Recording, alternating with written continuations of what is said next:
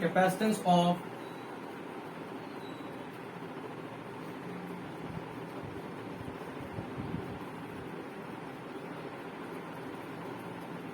parallel plate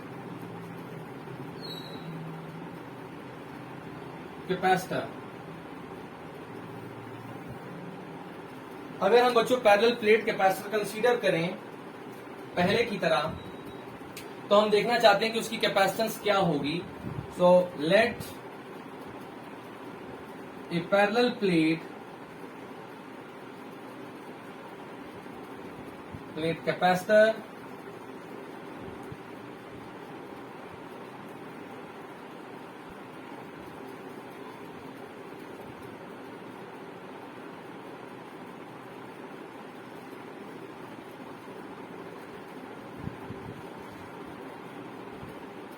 the plates of a capacitor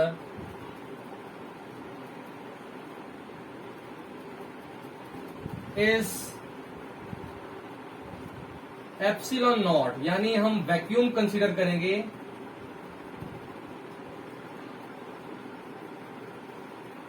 in between the plates of a capacitor is epsilon not, यानी उसकी हमने यहां पर लिख दी परमिटिविटी, यानी एक वैक्यूम कंसीडर करेंगे। And the distance in between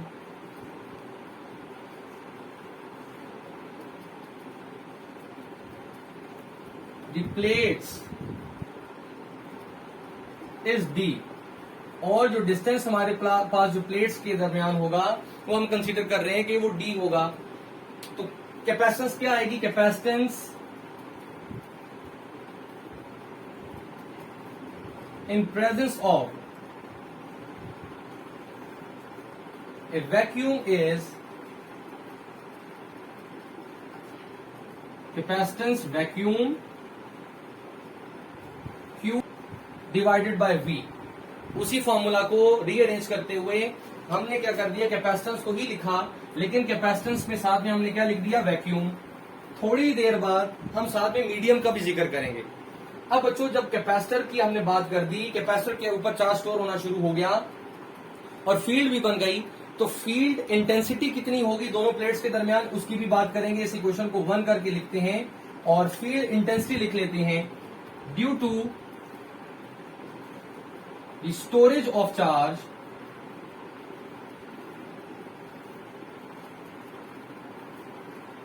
on the plate, electric field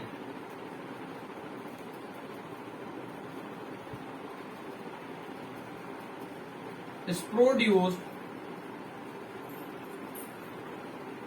in between the plates।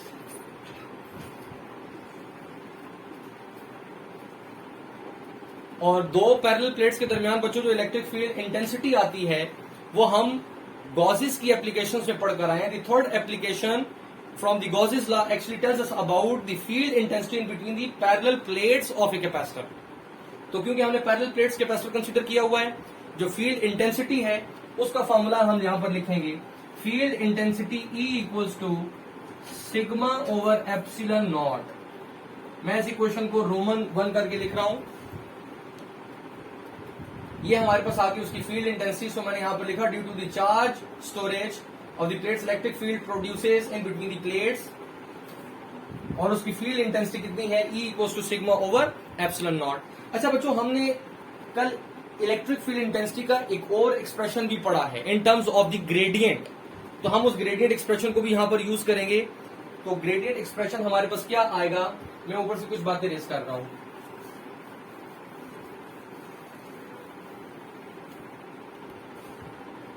As we no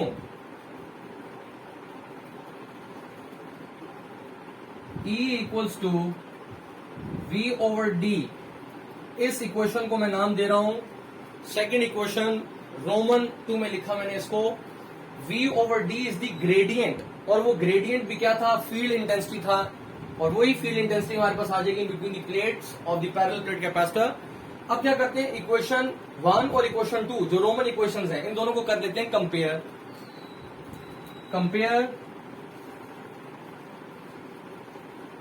equation 1 N2।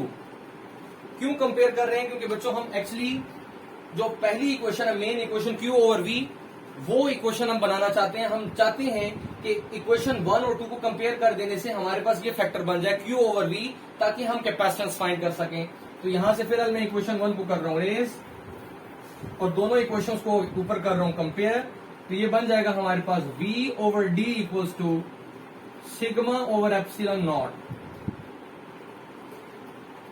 ये दोनों इक्वेशंस होगी कंपेयर। अब सिग्मा क्या है? Sigma is the surface charge distribution, और सरफेस चार्ज डिस्ट्रीब्यूशन की बच्चों value हमें मालूम है।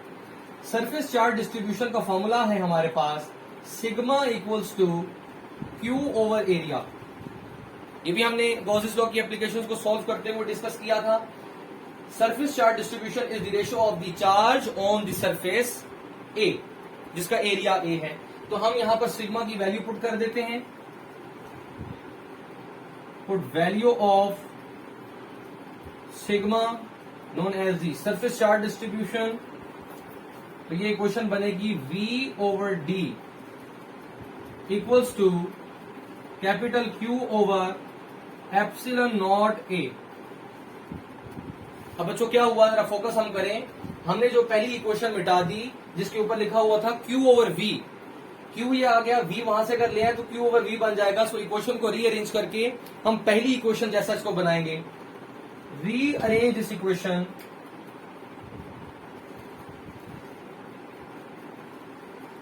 इक्वेशन को करेंगे रीअरेंज। उस V को यहां ले आए और A एप्सिलॉन नॉट को वहां ले जाए। A epsilon not divided by the distance in between the plates equals to Q over V। और मैं इस इक्वेशन को नाम दे रहा हूं इक्वेशन नंबर 2। ये मेन इक्वेशंस में से हमारी इक्वेशन आ गई। पहली इक्वेशन में देखें तो उसकी राइट साइड भी Q ओवर V थी। यहां पर इक्वेशन 2 की राइट साइड देखें तो भी Q ओवर V है। नाउ हम इक्वेशन 1 और 2 को बेटा कंपेयर कर देंगे। तो ऊपर से इसको रेस करते हैं और लिख देते हैं कि कंपेयर कर दें इक्वेशन 1 और 2 को, ताकि हम फाइनली कैपेसिटेंस निकाल लें पैरेलल प्लेट कैपेसिटर की इन presence of vacuum. Compare equation 1 and 2। तो वो इक्वेशन क्या थी? 1 की अगर हम लेफ्ट साइड देखें तो लिखा हुआ था capacitance in presence of vacuum, and this capacitance equals to A epsilon nought over D। क्योंकि जो राइट साइड थी सेम थी तो आपस में वो कट गई, कैंसिल हो गई। So this is the capacitance in presence of a vacuum. ये आ गई बच्चों हमारे पास capacitance in between the plates of a capacitor whenever there is no medium, और we can say that we have a vacuum in between the plates. अब अगर आपसे सवाल करें कि अगर कैपेसिटेंस किसी मीडियम की मौजूदगी में फाइंड करें, then what we have to do? तो जस्ट आपने क्या करना है, प्रेजेंस ऑफ मीडियम की मौजूदगी में रिलेटिव परमिटिविटी का इस्तेमाल करेंगे। तो ये भी लिख लेते हैं इन प्रेजेंस ऑफ मीडियम।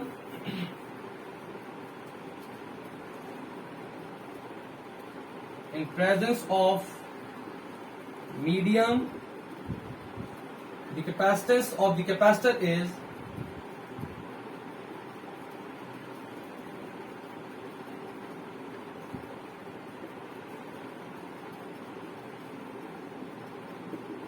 तो जस्ट चेंज इतना आएगा, C मीडियम लिख देंगे बच्चों, क्योंकि अब वैक्यूम नहीं रहा, मीडियम भी आ चुका है।